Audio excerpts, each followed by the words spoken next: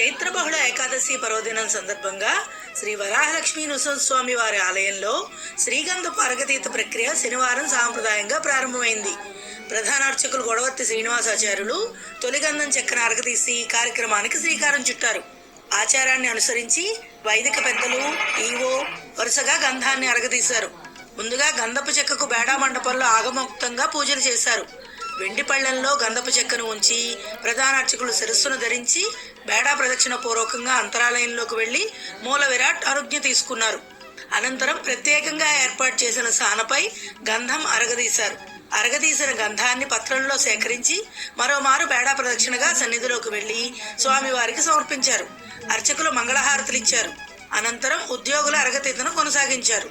4 రోజుల పాటు ఉద్యోగులు గంధాన్ని అరగదీస్తారు. ఓం నమో నారసింహాయ.